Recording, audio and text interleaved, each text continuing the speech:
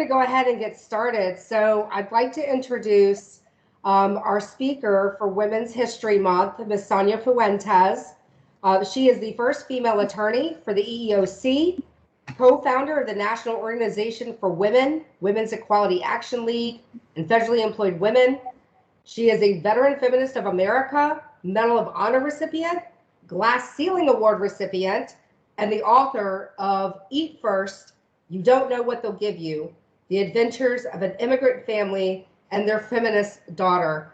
So it is with a very warm welcome that we invite you today. Sonia, thank you so much for joining us. And I'm going to turn it over to you to share your story with us. Good afternoon, Mason and everyone. It's a pleasure to be with you this afternoon. And I just told you, it's been a pleasure working things out with you, Mason. This afternoon, I'll be talking to you about my life and work, and then I'll be happy to answer any questions you may have. I was born in Berlin, Germany in 1928 of Polish Jewish parents. They both came from a village in Poland called Pilz by its Jewish residents, although its official name was Pilica. Mason, I just lost your picture. Okay. As I said, my parents came from a village called Pilz by its Jewish residents, but its official name was Pilica. When I was born, my brother Herman was almost 14 years old, and that's because in the years before I was born, my mother had had 7 abortions and an ectopic pregnancy, after which she was told she must never get pregnant again. She had 2 abortionists, and when she became pregnant with me, she went to the one that she preferred. As fate would have it, he was having an affair with a ballerina and had taken her to the Swiss Alps and was unavailable when my mother came. So she went home and went to bed. When my father came home that night and saw her in bed, he said, "Lena, you had it done?" And she said, "No, Dr. So-and-so is out of the country. I'll have to go to Dr. Levy Lenz on Monday." And my father said, let it be already. So that's why I was born. At the time of my birth, my parents ran a men's clothing store in Berlin, Germany, with a small factory in the rear. My mother and brother worked in the store along with my father, and we had maids in our home.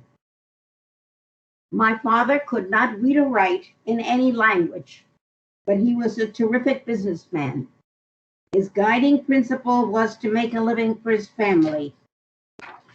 He did learn to read printed Yiddish when we were later in Antwerp, Belgium, because he heard that you had to be able to read in some language to be admitted to the United States.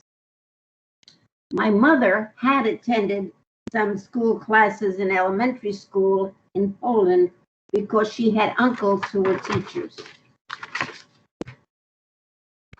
On January 30th, 1933, Adolf Hitler was named Vice Chancellor of Germany, and my brother Herman immediately saw the threat to the Jews. He began importuning my father to leave, but my father wouldn't hear of it. My father had recently bought a building with 40 apartments and 4 stores as an investment property, and he felt Hitler and his thuggish followers would soon blow over. In May of 1933, therefore, Herman alone took a train to Antwerp, Belgium, where we had some cousins. And the fascinating thing to me is that just an hour ago, I got an email from the director, the first director of the Red Star Line Museum in Antwerp, Belgium, that they are doing something in Antwerp which involves the cousins that my brother stayed with in 1933. and he's going to coordinate with me with regard to our involvement in that. I do not know what changed my father's mind, but sometime after my brother left, my father made a deal with a small group of Nazis, selling them our store, factory, and investment property for a fraction of their value, and they said we could go. In July of 1933, we joined my brother Herman in Antwerp. None of us had the legal right to remain in Belgium, and we could not secure it. Robert Defoy was head of the Sûreté Publique in Belgium, which is like our FBI. And he was intent on deporting us to Poland, where my parents hadn't lived in 20 years. Defoy did not want Jewish businessmen coming to Belgium to compete with Belgian businessmen. When the federal police came to our apartment to deport us to Poland, we were on the SS Westernland II, en route to the United States, and that was the ship of the Red Star Line. We arrived in the United States on May 1st, 1934. My father had sent money out of Germany after Hitler came to power, so we did not arrive here penniless. After some time in the Bronx, we moved to the Catskill Mountains of New York State, and my father went into the resort business. He knew absolutely nothing about that business, but that didn't faze him. He bought 50 acres of land outside of a town called Monticello, New York, where he built 25 bungalows, a handball court, a swimming pool, and a small general store, and that's how we made our living. From the time I was 10 years old, the facts that my life had been saved on several occasions, beginning with my parents not aborting me, and then we escaped from Nazi Germany, and then we escaped deportation to Poland when we were in Belgium, and then we escaped from Belgium, and then we were admitted to the United States. I put all that together with the fact that I knew I was bright, and that led me to conclude that my life had been served for a purpose, and that there was something I needed to do in the world. I felt that I was not free just to marry and have a family, which was all that was expected of young women at that time, as there was this thing that I was supposed to do to contribute to a better world. I later learned that many Holocaust survivors have similar feelings, but I didn't know that then, and I thought I was unique in feeling this way. I never voiced these feelings to anyone, as I realized people would look askance at a child who told them her life had been saved because there was something she was supposed to do to make the world a better place. In 1946, I graduated as valedictorian of my Monticello High School class in New York State and won 2 scholarships to Cornell University. My parents were opposed to my going to college, as they thought, quote, too much education, unquote, would keep me from finding a husband. But when they saw that I was determined to go, although I had never seen a college in my life, they drove me to Cornell and paid all my expenses. Although I was an unwanted child, I cannot recall anything that my parents ever denied me. After I graduated Phi Beta Kappa from Cornell in 1950, I worked as a secretary for several years in New York City because that was the kind of job that was open to young women at that time. When I realized that I was getting nowhere fast, I applied and was accepted at the University of Miami Law School. My parents and I had been spending our winters in Miami Beach ever since I was a child, so that seemed a logical place for me to go. By that time, my parents had sold the bungalow colony, and retired and were living in Long Beach, Long Island, New York. But when my parents learned that I was having difficulties with my roommates in the apartment that the University of Miami Law School had provided us, they immediately sold their home in Long Beach to my brother Herman, who by that time was married with children and was a realtor and insurance agent in Long Beach, Long Island, New York. They sold our home to him, and they bought a home in North Miami Beach, Florida, so I could live with them while I was attending law school, which they did not want me to attend, but for which they paid. I graduated first in my class at law school in 1957, and shortly thereafter left for Washington, D.C., where I had gotten a job with the U.S. Department of Justice. I had to restrain my parents from selling their house and moving with me to Washington, and this time I went alone.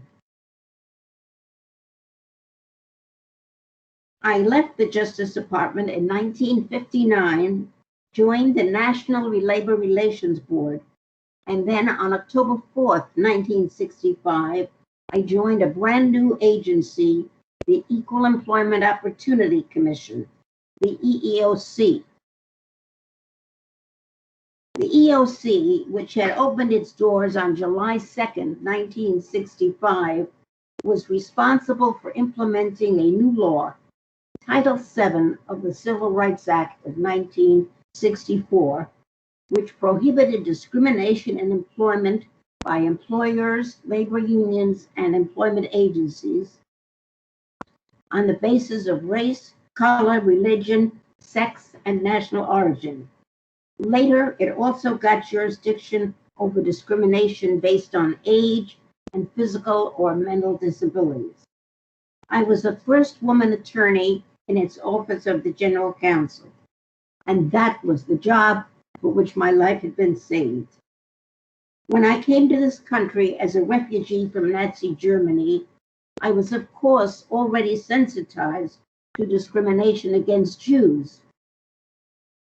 When my parents drove me, and we all went to from the Catskills to Miami Beach every winter, I became sensitized to the racism in the South by seeing the racist headlines in the newspapers and the signs for segregated restrooms, benches, and water fountains. But I was oblivious to the second-class status of girls and women in this country. I accepted the sexism that was a part of American life because that's just the way things were. My education in sexism began, however, when I joined the EEOC. During its first fiscal year, 37% of the complaints filed with the EEOC alleged gender discrimination. The EEOC commissioners and staff, most of whom had come there to fight racial discrimination, were shocked and dismayed by all these charges alleging sex discrimination. They did not want the EEOC's resources diverted to issues of gender discrimination. Furthermore, they did not know how to resolve these cases of complaints of sex discrimination because there had been no national women's movement immediately before the enactment of the act, as there had been a movement for Black rights. When I witnessed the EEOC's reluctance to do anything about gender discrimination, I spoke up about it. Because of that, my boss, the general counsel, took to calling me a sex maniac. In 1966, I became a co-founder of NOW, the National Organization for Women, one of whose initial goals was to get the EEOC to enforce the law for women. And after about a year, or a year and a quarter, or a year and a half, the EEOC began to enforce the gender discrimination provisions of the Act. Women came to the EEOC in droves after it opened its doors on July 2nd, 1965. They filed complaints alleging that a host of discriminatory working conditions, which they complained about.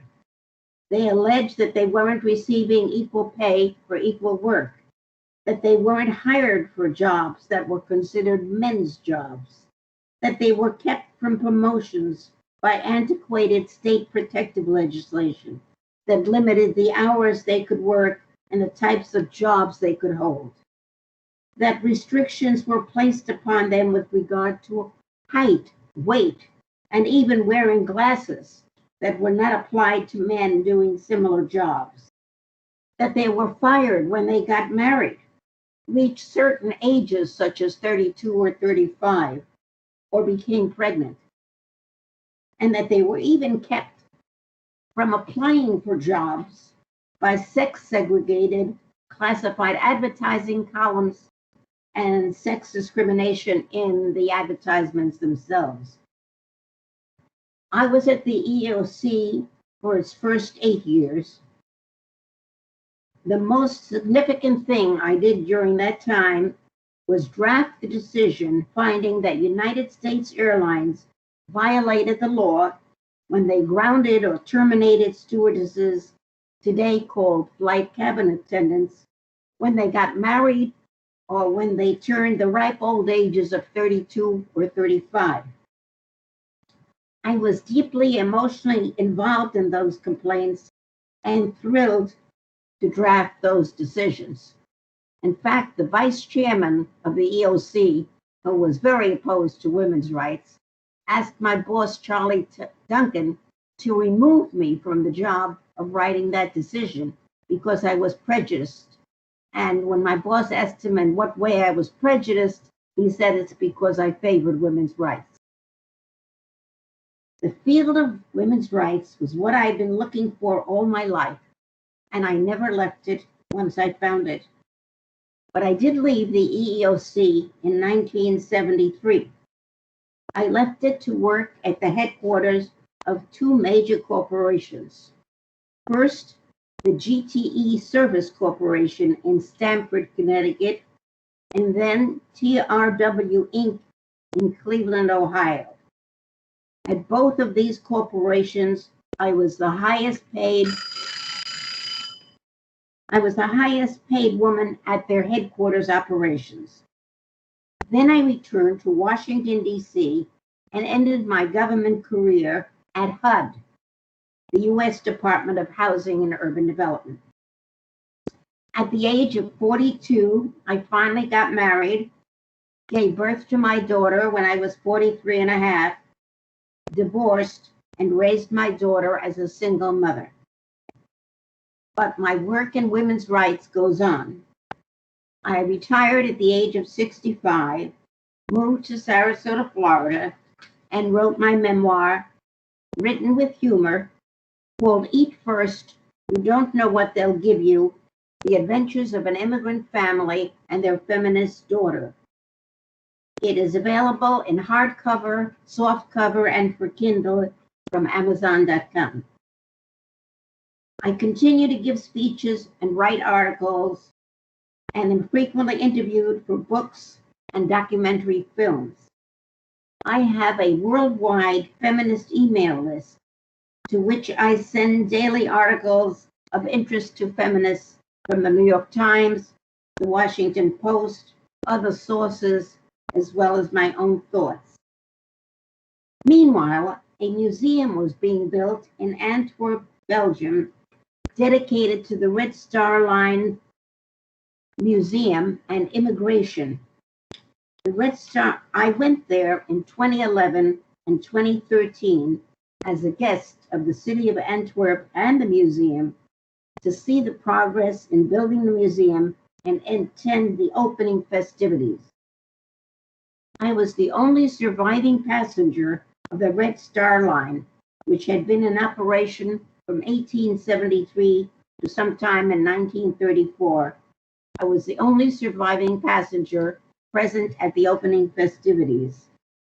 The Red Star Line has 6 permanent exhibits. Amazingly enough, one of them is about me. And if you can believe it, the exhibit about me stands next to the one about Albert Einstein.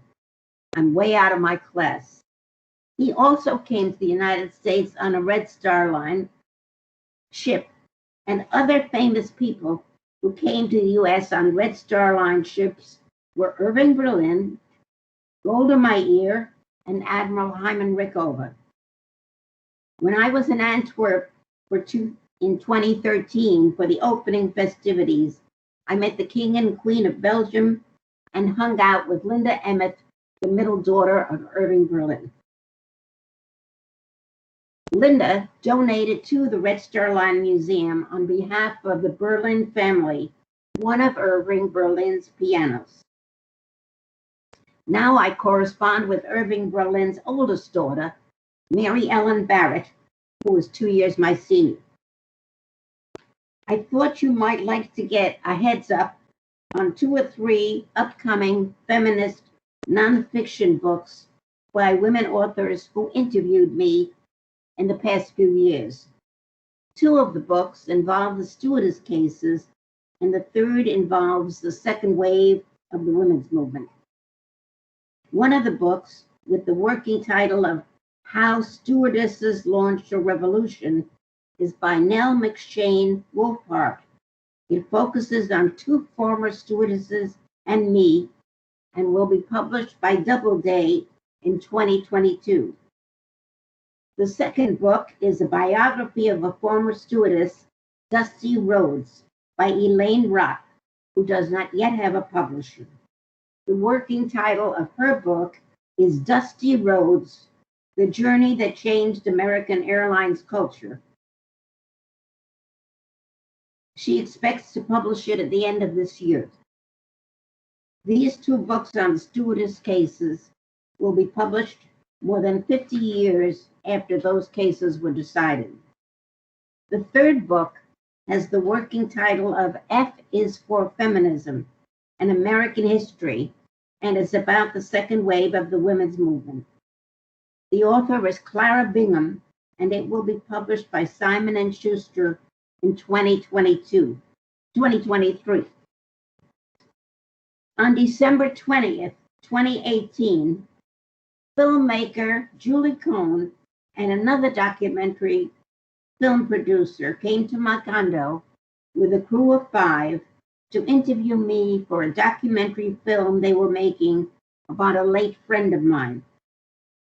Julie Cohn and Betsy West, who made the smash hit RBG, completed the film called, quote, My Name is Pauli Murray, unquote. The subject of that film was the Reverend Dr. Pauli Murray. Pauli was a colleague of mine at the EEOC and a friend and a fellow feminist, and a phenomenal woman. She was an author, a poet, a lawyer, a trailblazer for the rights of Black women and all women, and the first Black Episcopal woman priest in the United States. Unknown to me when I knew her, she was also deeply troubled about her sexuality, and that is also covered in the film. The film was shown nationwide at the Sundance Film Festival early this year, and just this week I learned from one of the 2 filmmakers that Amazon Studios has acquired the film and plans to release it this fall. In addition, there will be a very limited number of festival screenings of the film this summer, just before the fall release. I hope you will all have a chance to see this documentary. Other activities of mine include being a Holocaust survivor. In a few weeks, I am to be interviewed by the U.S. Holocaust Memorial Museum in Washington, D.C., for their collection of Holocaust testimonies. And in the spring of 2022, a new museum is due to open in Washington, D.C., the Capitol Jewish Museum, and one of its exhibits will be about me. Every once in a while, someone says to me, how come you're still working on women's rights? Hasn't that been taken care of? Many people think that women in this country have achieved all their goals, but that is very far from the truth. There are many issues that remain for us to deal with, and they are often interrelated. On February 24th this year, the Institute for Women's Policy Research released a national follow-up poll of women across the United States. And it showed that women have been most affected by the COVID-fueled economic downturn. Employed in the hardest hit sectors, education, hospitality, and leisure, and healthcare, and service, more than 11 million people have lost their jobs. The survey highlights were as follows. 1 in 4 women report that their families are worse off financially than they were a year ago. Nearly 3 in 10 Latinas report that their family finances are worse compared with the start of 2020. Overall, almost 1/2 of women are either very worried or somewhat worried about their total family income being enough to pay all their bills. Concern is much higher among Latina women. Since the start of the pandemic, over 50% of women said they stopped working or reduced their hours because of caretaking demands. Across race and ethnicity, 69% of women surveyed support paid sick leave and time away from work to have a child, recover from serious health conditions, or care for a family member. The top priorities for women were health care, improving economic conditions, unemployment, raising the minimum wage, and taxes. 1 in 4 women report that during the pandemic, they needed to take time off from work, but did not. Rates were highest among Latin and Black women. About 20% of women with children want to see the new president and the Congress address child care and education in their first 100 days. So while women have come a long way in the last 50 years, they still have a very long way to go.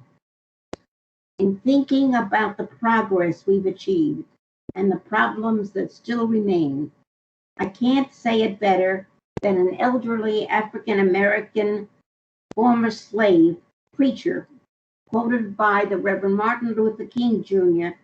when he referred to changes in race relations in a 1959 speech. And here is what he said. Lord, we ain't what we want to be. We ain't what we ought to be. We ain't what we gonna be. But thank God, we ain't what we was. Thank you. Thank you so much, Sonia. I'd like to open the floor for anyone who may have questions for Sonia. Feel free to unmute yourself, just speak up, or you can type it in the chat. We'll give some space here. That was an amazing story, Sonia. Thank you so much.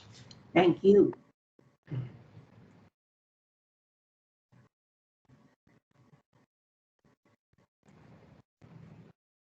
There's lots of thank you and lots of applause coming in through our chat. Just comments, amazing information. Simone just posted, girls can. Dominique said that quote is so powerful, especially in terms of the perspective we have on progress. We are grateful. Thank you. Girl power. Lots of comments coming through, not a lot of questions. I think that was just, you have such a super powerful story, Sonia, on just the determination and, you know, the true grit. I can only imagine it took to do what you've done. I know we did have a couple of questions here. I have, go ahead and just unmute. I'm trying to Jason, I have a question. go for it, Jill. Hi, my name's Jill Boyle, and first of all, thank you so much for being here. I'm so inspired by what you had to say, and we are so grateful. So thank you so much for everything.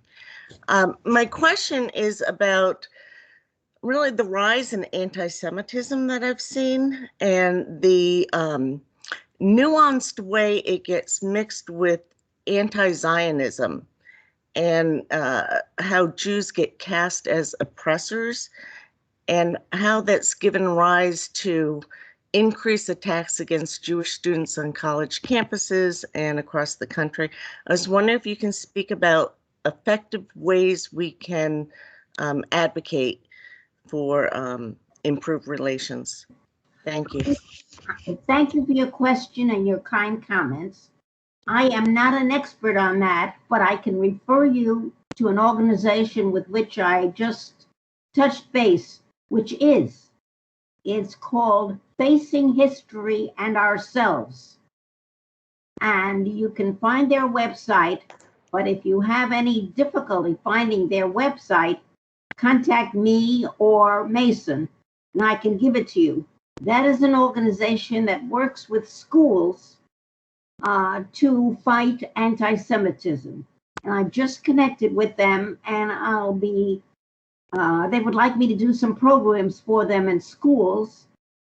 And I am in the process of connecting them to, sadly, there's only one school for the gifted in the state of Florida. Fortunately, it's in Sarasota. It's called the Pine View School. And the principal of it is on my feminist email list. And I have just written him. I want to bring him together with the people in this organization that fights anti-Semitism, Facing History and Ourselves. So I'm hoping that will come to pass, but that's a good organization to touch base with. On a personal level, I have experienced only 2 incidents of anti-Semitism towards myself since I came to this country. My brother experienced more when he had a candy store many years ago in Long Island. But it's really hit me that so many years ago, I left Germany to escape anti-Semitism. And now, since the presidency of Trump, we have it here. So all we can do is fight it like we fight in all other causes.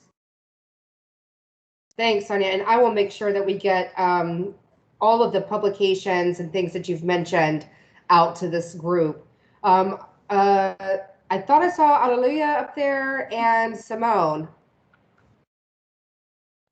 Yes, I actually, this is Alleluia. I'm sorry. No, go for it. Okay. I had actually went ahead and put mine in the chat just in case, but I was wondering how can we push for better pay, equal pay for women? I would suggest that if you, by the way, I just lost your picture, Mason. Oh, I'm still here. Yeah, but it would be nice to see you. I don't know why it disappeared. I would suggest that you join your local. I got you now. I would suggest that you join your local chapter of the National Organization for Women if you have such a chapter. And if you don't, I can find out for you. I don't think there's that much you can do by yourself. But the minute you get together with other people and join organizations and you have numbers, you can do things. Perfect. Simone. Hi, Sonia. Thank you for your story. Absolutely incredible and just so inspiring. My husband actually happens to be Jewish, and his family's history kind of has a very similar story about coming over to the States and stuff. But we just had a daughter 6 months ago, and I've always been struggling to kind of be able to guide her into being such a passionate and well-driven woman. Considering you're just such an achieved, well-rounded woman throughout your life, what would be your number one tip or advice to be able to encourage my daughter to grow into a passionate woman who will fight for not only her rights but that of other women? I wish I could be more helpful. I have a daughter, and she hasn't followed my path. She's doing all right. She graduated from college and she has her own business. But I am not an expert on how you turn children into what you'd like them to be.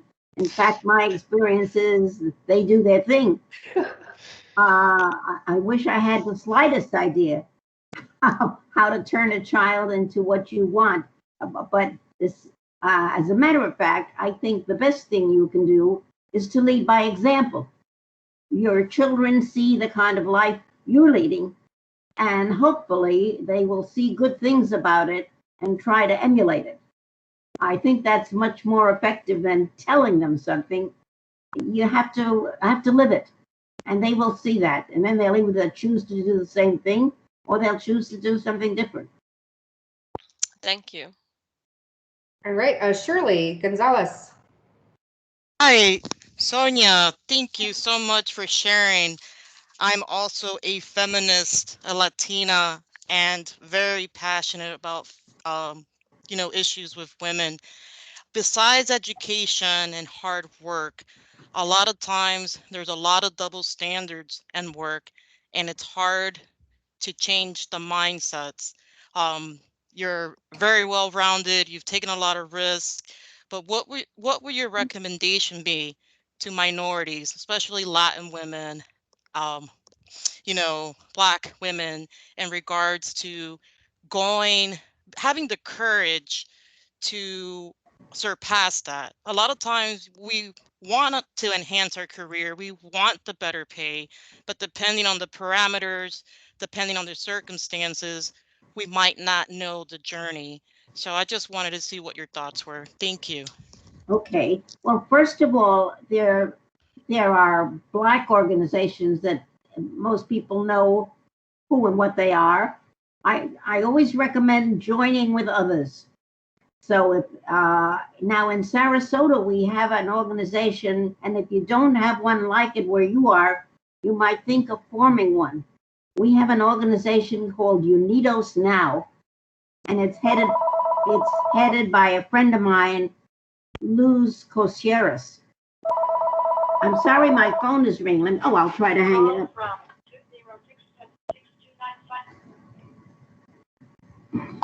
And we have this organization, Unidos Now, and it's still ringing. And it fights for the rights of Hispanics and educates Hispanics and has all kinds of wonderful programs. And as I said, the head of it is a friend of mine, Luz Cosiero. So you might want to start an organization like that. And if there are organizations already in your organization, in your community that you could join, do so.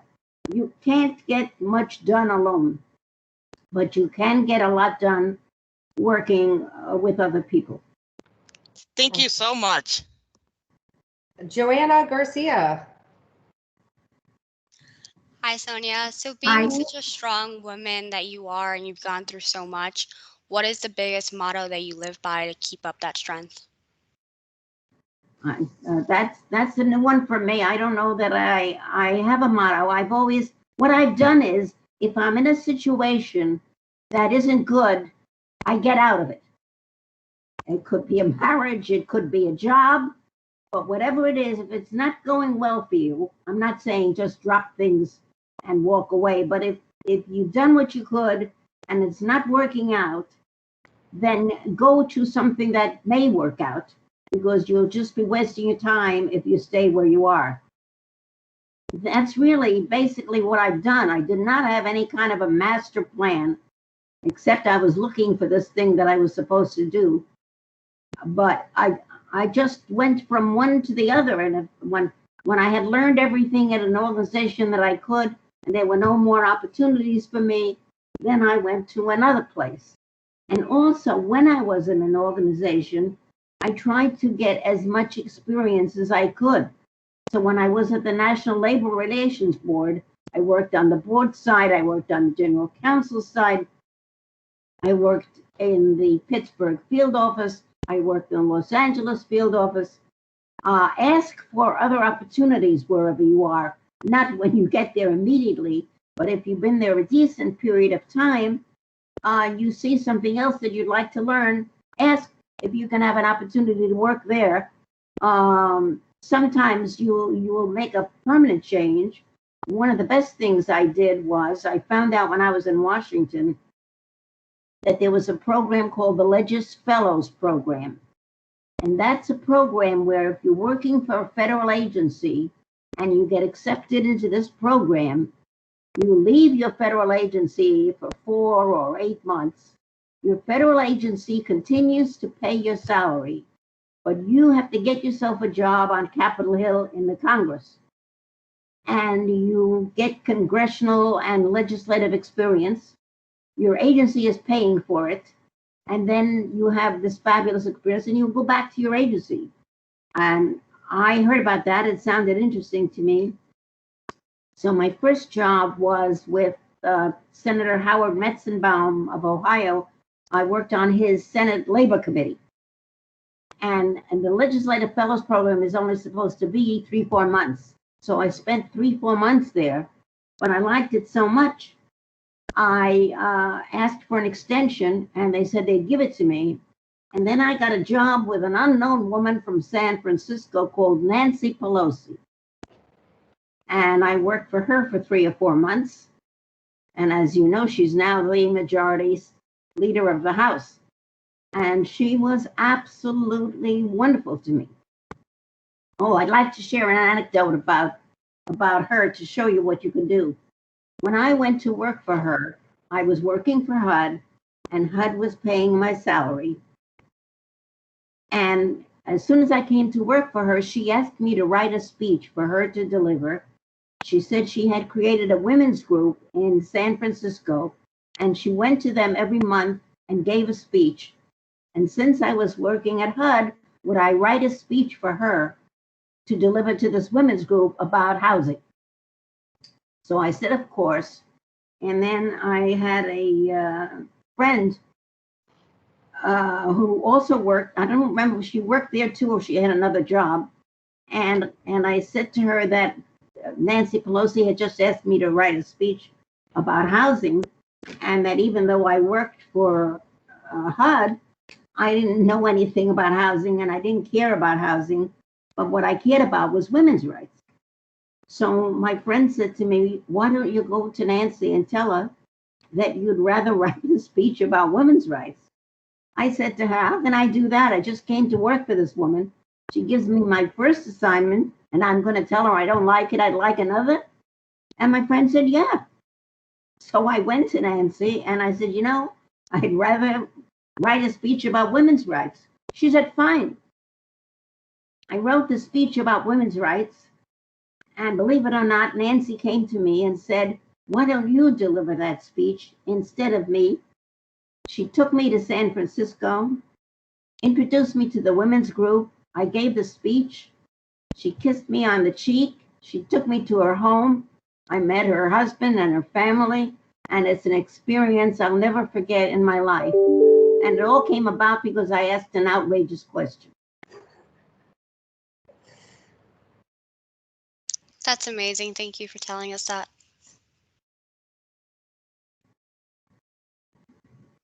Awesome. Okay, I'm not seeing any additional hands raised. There's, again, lots of comments in the chat. I think we've located our local organizations that you mentioned, and they're posted in the chat as well, and as well as the now Tampa division. So thank you, members who posted all of that for us. Appreciate you all. If there are any last questions, we have just another couple of minutes. I don't see any additional questions. So Sonia, thank you so much for your time this morning. You are truly treasured.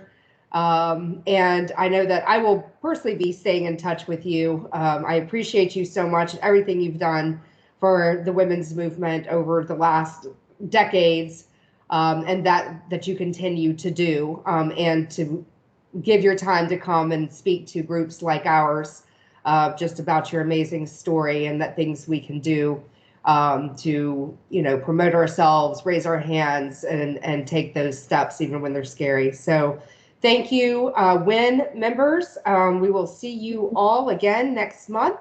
And thank you, Sonia. I hope you have a wonderful afternoon. Thank you. It's been an absolute pleasure talking to this group. Thanks. Bye, team.